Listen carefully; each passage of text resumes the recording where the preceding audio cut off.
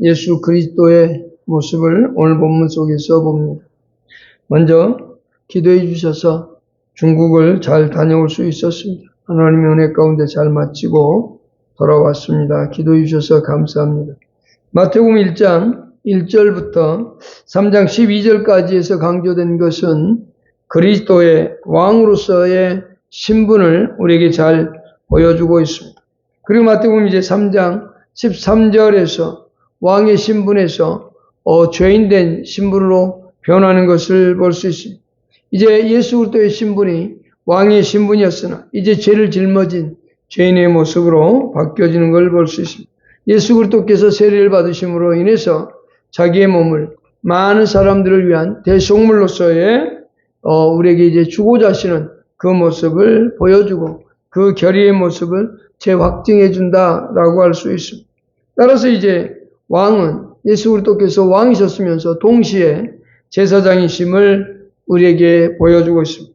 예수는 멜기세덱의 반차를 따르는 영원한 제사장이라고 성경은 말합니다. 히브리서 6장 20절 말씀은 우리에게 그렇게 가르쳐주고 있습니다. 히브리서 6장 20절을 보겠습니다. 같이 읽죠. 그리로 앞서가신 예수께서 멜기세덱의 반차를 따라 영원히 대제사장이 되어 우리를 위하여 돌아가셨느니라. 멜기세덱의 반차를 따라 영원히 대제사장이 되어 우리를 위하여 돌아가셨다고 말합니다. 예수 그리스도께서는 대속적으로 고난을 받으셨는데 그 고난 가운데 하나가 또한 시험을 받으시는 것이 고난이라고 선견 말합니다. 히브리서 2장 18절에 그렇게 말씀하고 있습니다. 읽겠습니다. 그가 시험을 받아 고난을 당하셨은즉 시험 받는 자들을 능히 도우실 수 있느니라. 그가 시험을 받아서 고난을 당하셨다고 성경은 말하고 있습니다. 그가 제사장으로서 우리 인간의 죄를 짊어지고자 대속적 고난을 당하셨는데 그 고난 가운데 하나가 시험 받으심이라고 말하고 있습니다. 그래서 왕의 직분에서 이제 제사장의 직분으로 바뀌어가고 있는 것을 보지만 그럼에도 분명한 왕의 신분은 유지하고 있음을 또 볼 수 있는 게 4장 3절로 11절에서 예수님께서는 마귀의 시험을 당당히 승리를 거두시는 말씀으로 승리를 거두는 왕으로서의 모습을 나타내 보여주고 있다라고 할 수 있습니다. 왕의 신분, 제사장의 신분을 보여주시면서 동시에 선지자적 직분도 감당하고 있는 것을 볼 수 있습니다. 예수 그리스도는 마귀에게 3번의 시험을 받으십니다. 그리고 그 3번 다 말씀으로 승리하셨음을 우리에게 보여주고 있습니다. 그것은 곧 선지자로서의 하나님의 말씀을 증거하고 있는 모습이기도 합니다. 사실상 마태복음 4장 23절에 의하면 그가 선지자로서의 삶을 얼마나 강조하고 있는지 볼 수 있습니다. 마태복음 4장 23절 말씀을 읽겠습니다. 예수께서 갈릴리에 두루 다니며 그들의 회당에서 가르치시며 천국 복음을 전파하시며 백성 중에 모든 병과 모든 약한 것을 고치시니 모든 병과 모든 악한 것을 고치시는 분임을 볼 수 있습니다. 회당에서 가르치셨고 천국 복음을 전파하셨음을 볼 수 있습니다. 또한 그 이에 나오는 마태복음 5장부터 7장까지의 산성설교는 선지자로서의 대표적인 삶의 모습이요 직분을 감당하고 있는 모습을 볼 수 있습니다. 오늘 본문으로 이제 마태복음 4장 1절과 2절을 위주로 해서 살펴보도록 하겠습니다. 마태복음 4장 1절을 먼저 읽겠습니다. 같이 읽겠습니다. 시작. 그때 예수께서 성령에게 이끌려 마귀에게 시험을 받으러 광야로 가셔. 예수님께서 시험을 받은 장소가 광야라고 말하고 있습니다.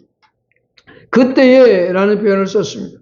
여기 그때라고 하는 표현은 예수님께서 광야에서 세례 요한으로부터 세례를 받고 바로 올라오신 그때를 말씀하고 있습니다. 그러니까 예수님께서 세례를 받으시고 하나님의 음성을 듣고 바로 성령의 비들과 같이 임했을 때 그때에 지금 예수님께서 성령에 이끌려서 마귀에게 시험받으러 광야로 가셨다라고 말합니다.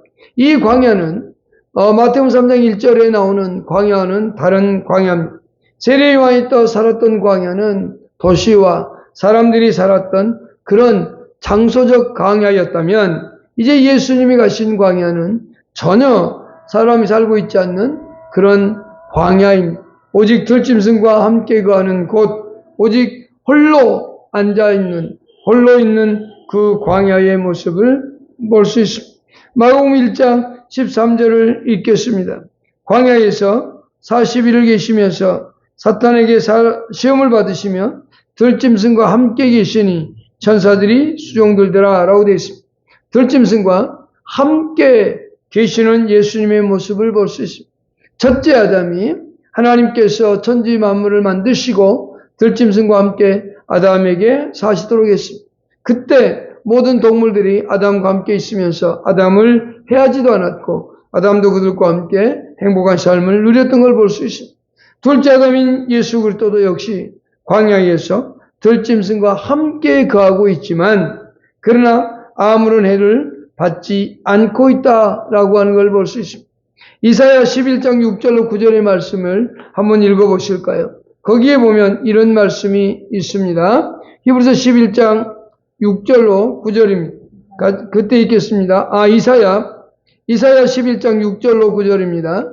이사야 11장 6절로 9절 말씀을 읽겠습니다. 그때에 이리와 어린 양과 함께 살며 표범이 어린 염소와 함께 누우며 송아지와 어린 사자와 살찜짐승이 함께 있어 어린아이에게 끌리며 암소와 곰이 함께 먹으며 그것들의 새끼가 함께 엎드리며 사자가 소처럼 풀을 먹을 것이며 젖먹는 아이가 독사의 구멍에서 장난하며 젖된 어린아이가 독사의 굴에 손을 넣을 것이며 내 거룩한 산 모든 곳에서 해됨도 없고 상함도 없을 것이니 이는 물이 바다를 덮음같이 여호와를 아는 지식이 세상에 충만할 것임이라 라고 말합니다. 즉 이사야 11장 6절로 9절의 말씀을 예수님께서 그대로 이루고 있는 것을 볼 수 있습니다. 동물들과 함께 거했지만 동물들이 이 예수 그리스도 앞에서 해하지 않냐고 그와 함께 행복을 누리며 있는 모습을 볼 수 있습니다. 첫째 아담도 그리고 둘째 아담인 예수도 아무런 해를 받지 않는 완전하게 보호를 받는 모습을 볼 수 있습니다. 그러나 이 둘 가운데 함께 동물들과 함께 살고 있고 해함을 받지 않지만 그러나 시험을 물리치면은 첫째 아담보다는 월등히 탁월한 예수 그리스도의 모습을 보여주고 있다는 겁니다. 예수님께서는 광야에서 40일 동안 계시면서 계속 금식하며 기도하고 있는 모습을 볼 수 있습니다. 그 기간 동안 예수 그리스도는 하나님과 친밀한 교제를 아마 나누셨을 겁니다. 구속 사역을 위해서 친밀한 교제를 나누시고 또 성령과 함께 행복한 대화를 나누고 있었을 겁니다.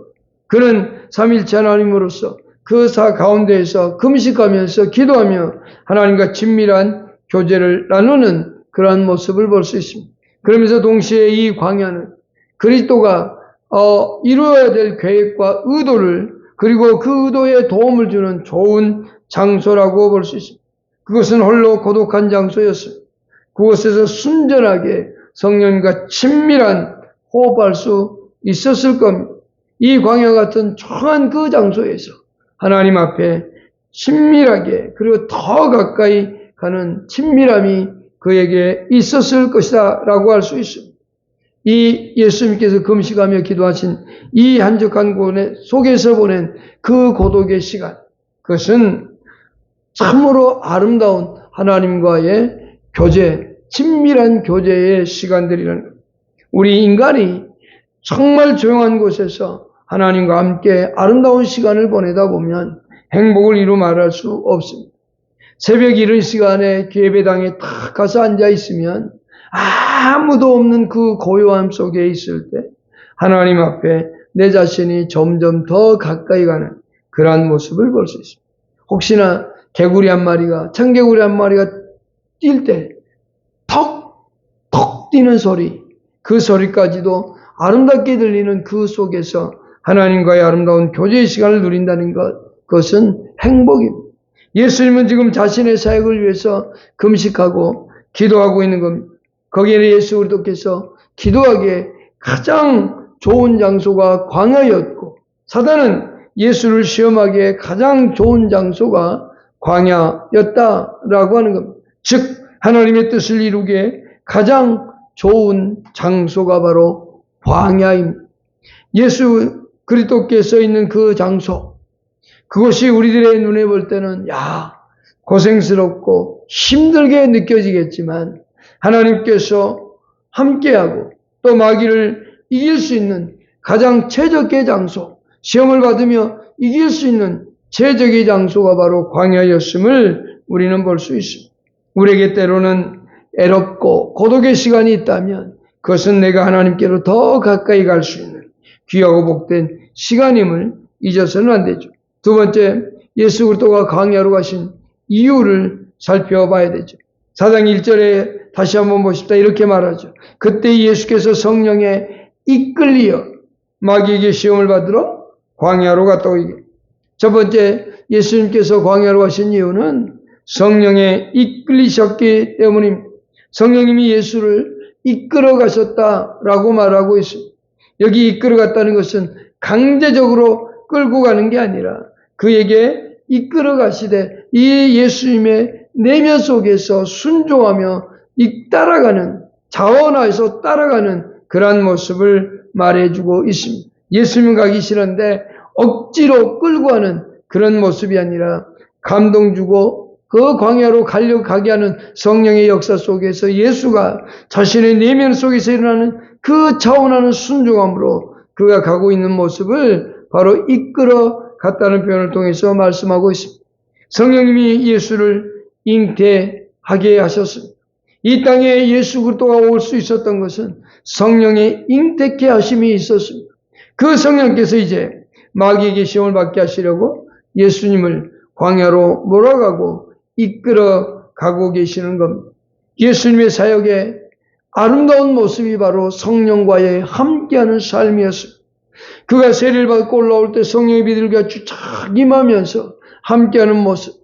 그러면서 이 땅에 오실 때 성령이 잉태케 하셨고 이제는 그 성령이 마귀의 시험을 받도록 이끌어 가시는 모습을 볼 수 있습니다.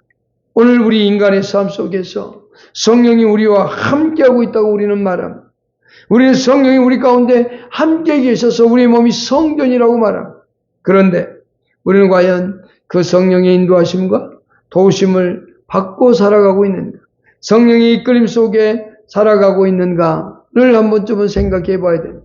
오늘 하루를 살아가는데 얼마나 성령을 의지하며 성령의 도우심 속에서 살아가고 있는가를 되돌아봐야 되겠죠.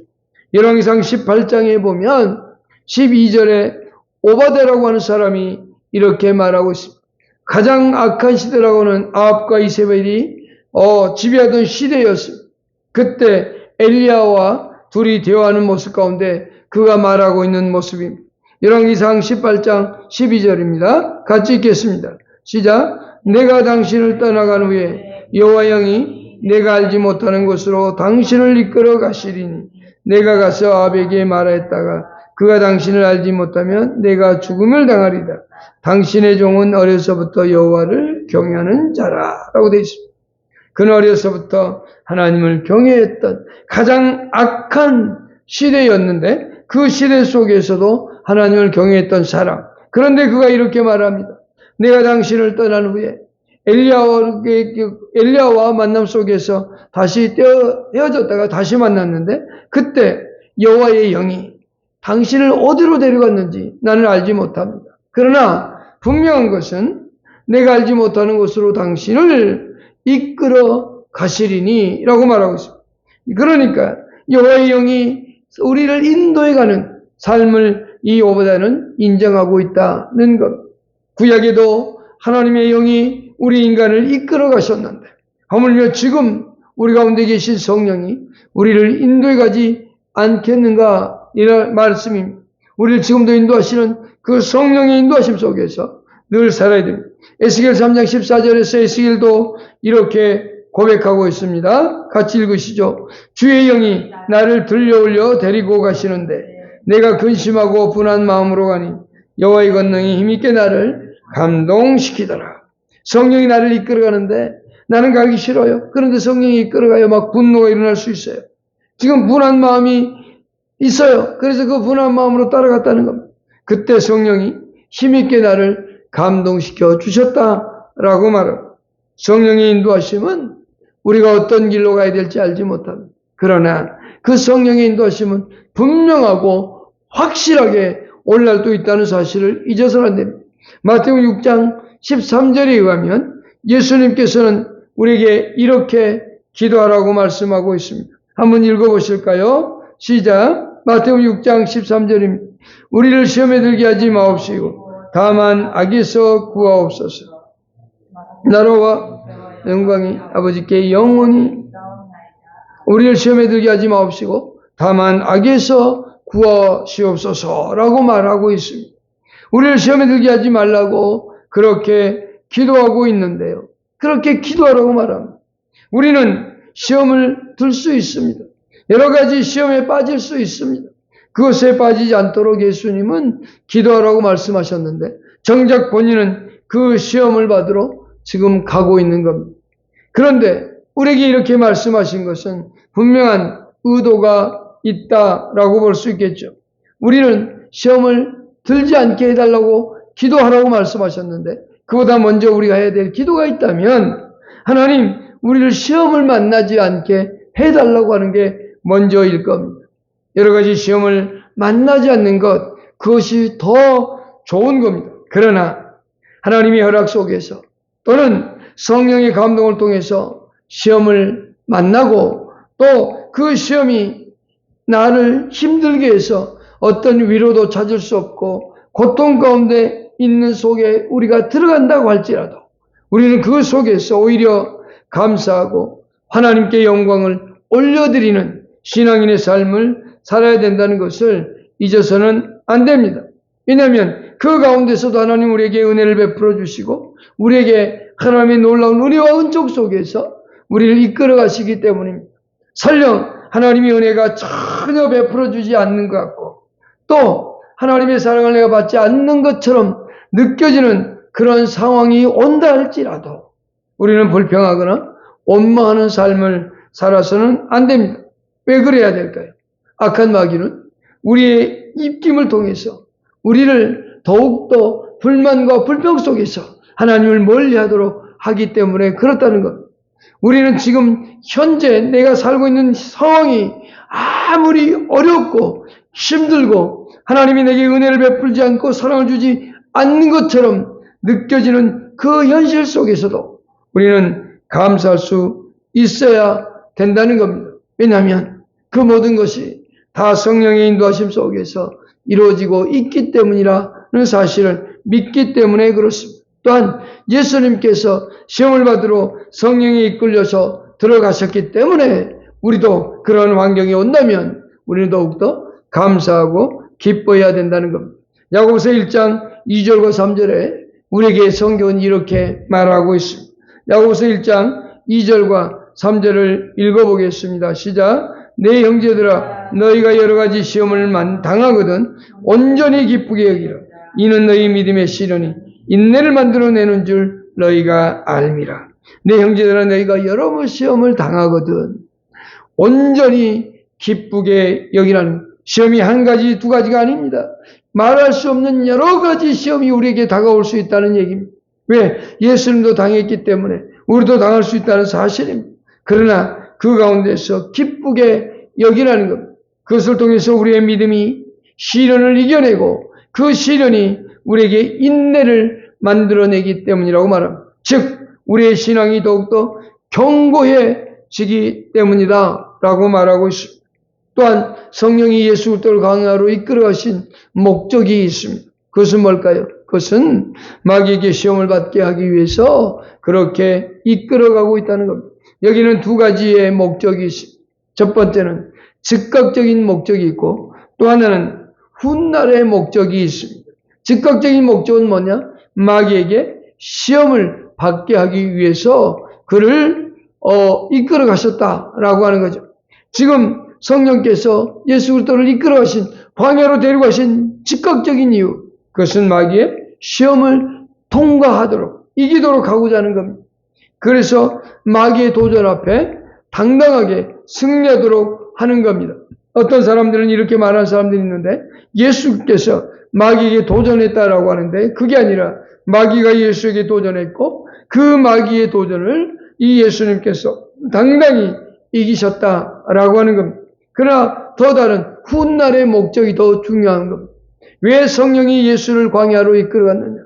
그것은 지금의 목적보다 훗날의 목적이 더 중요하기 때문입니다. 이는 두 가지인데요. 하나는 하나님께 영광이 되어지는 거고 또 다른 하나는 우리의 유익함이 있기 때문입니다.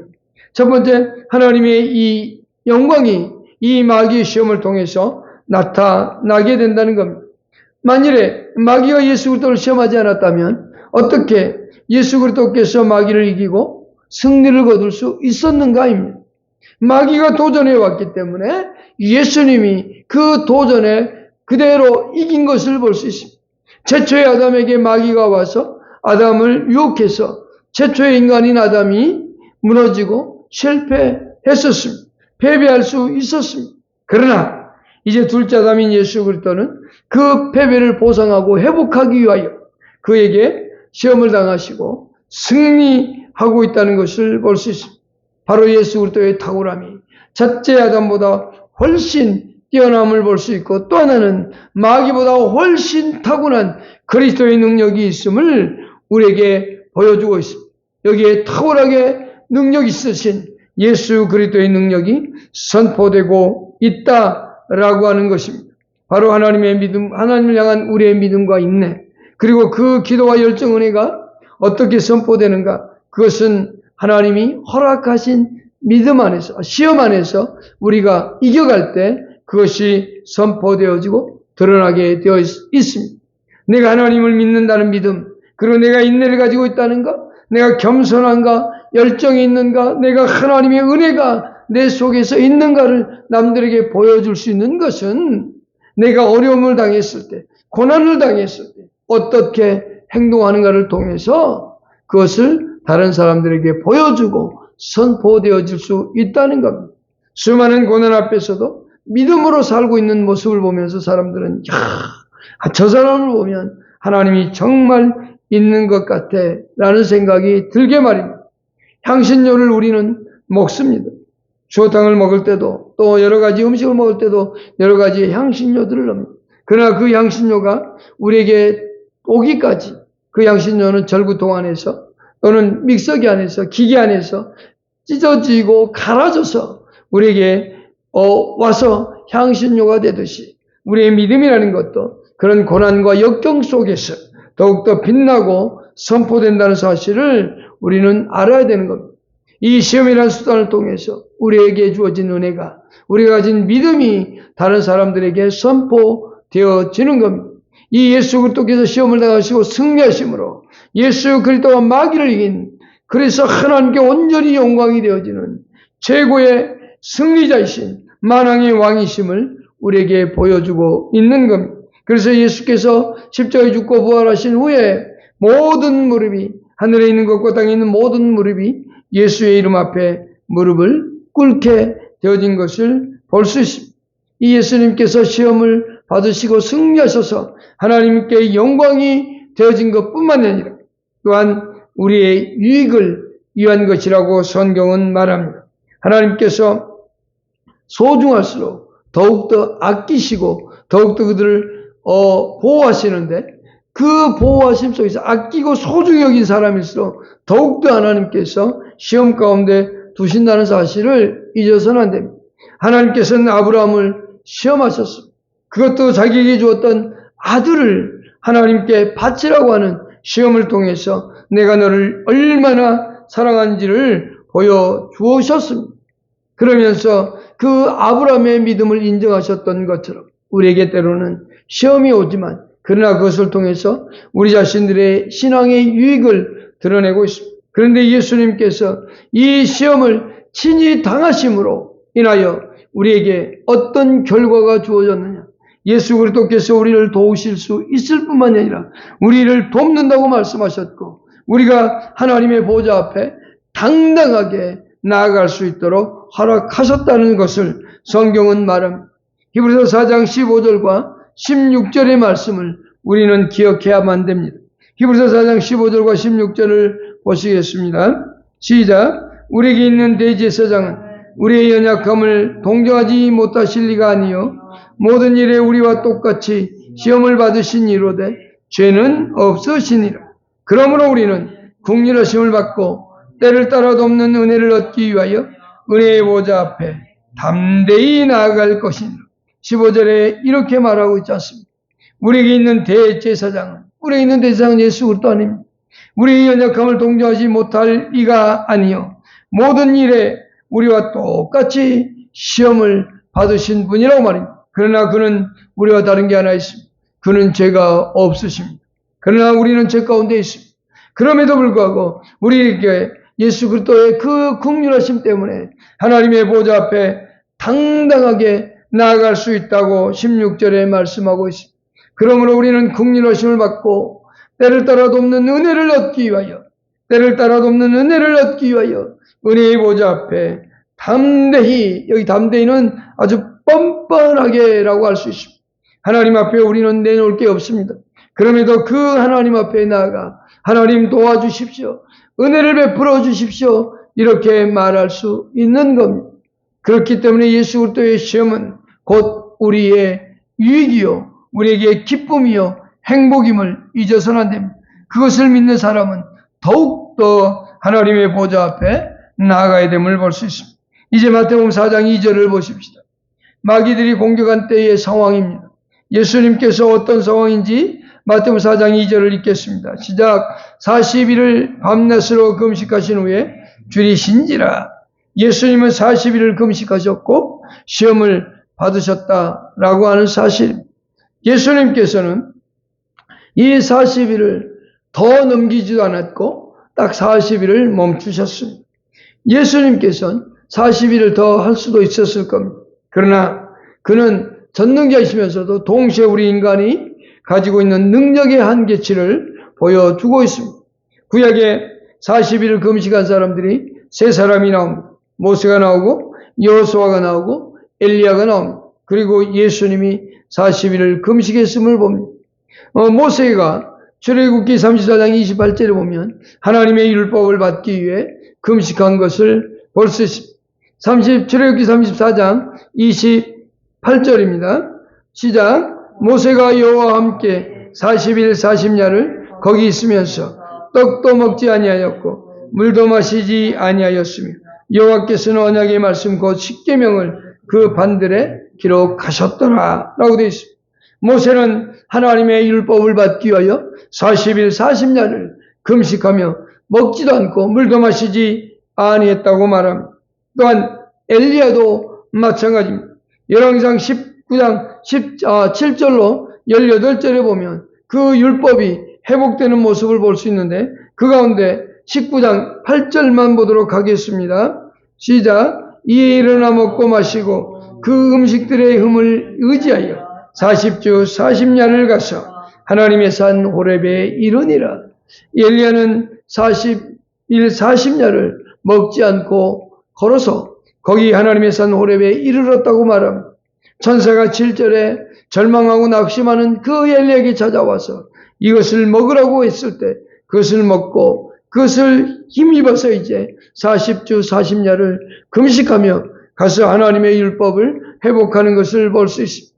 모세가 40일 동안 금식하신 후에 율법을 받으셨고 또 이 엘리야는 40일을 금식하고 난 후에 율법을 회복했다는 사실을 볼 수 있습니다. 이 두 예표가 보여진 사건을 예수 그리스도는 성취하고 있는 모습이 바로 오늘 마태복음 4장 2절의 말씀입니다. 마태복음 4장 2절에서 40일을 밤낮으로 금식하신 후에 줄이셨다고 말합니다. 즉 예수 그리스도는 율법을 성취하시고 복음을 선포할 때 이 40일을 금식하신 후에 행하는 것은 아주 합당하고 당연한 것이라고 말할 수 있습니다. 그렇게 오랫동안 금식했습니다. 그리고 하나님의 능력으로 더 할 수도 있었을 겁니다. 그러나 그는 40일을 멈춤으로 해서 인간의 한계를 보여주고 있고 인간의 연약함을 지니신 분임을 보여주고 있습니다. 인간의 모습으로서 굶주리심으로 줄이셨다라고 말합니다. 배고픔을 느끼셨다라고 말합니다. 예수와 우리 인간의 다른 점은 죄가 없는 것 빼고는 동일한 것. 예수는 우리가 동일한 연약한 인간의 모습을 그대로 보여주고 있습니다. 그러나 그는 하나님이시면서 동시에 사람의 모습을 가지신 분임에도 불구하고 인간의 연약한 모습을 보여주고 음식을 못 먹음으로 말미암아서 굶주리고 줄였다라는 표현을 쓰고 있습니다. 그렇습니다. 예수님께서 율법을 성취하고 또 이제 복음을 선포해야 되는 이 시점 앞에서 40일 금식하고 사탄의 권세를 깨뜨리시고 난 후에 이제 예수 그리스도는 복음을 전가하는 분임을 나타내고 있다는 겁니다. 우리가 다음에 살펴보겠지만 다음 시간에 살펴보겠지만 예수 그리스도께서는 세례 요한이 먼저 이 땅에 오시는 사건을 드러내고 그 다음에 세례를 받으시고 이제 마귀의 시험을 받으시고 난 다음에 그리고 당당히 승리하시고 난 다음에 드디어 메시아이심을 드러내고 있다는 겁니다. 오늘 우리는 예수 그리스도께서 우리와 영원히 함께 하시는 분임을 잊지 마시고 또 예수 그리스도께서 우리와 동등한 인간이셨으며 우리와 똑같이 시험을 받으시고 고난당하셨음을 통해서 우리도 하나님 앞에서 시험을 받을 때 이길 수 있다는 사실 그리고 하나님께서 주시는 시험을 만나거든 기쁨과 감사함으로 여기고 승리가는 삶이 우리 가운데 펼쳐지기를 소망합니다. 그리고 그 시험들을 이길 수 없거든 도우시는 은혜를 받기 위하여 하나님의 보좌 앞에 당당히 담대히 떳떳하게 나아갈 수 있는 은혜가 저와 여러분 가운데 있기를 소망합니다. 이번 한 주도 예수 그리스도 안에서 믿음으로 승리할 수 있기를 축복합니다. 기도하겠습니다.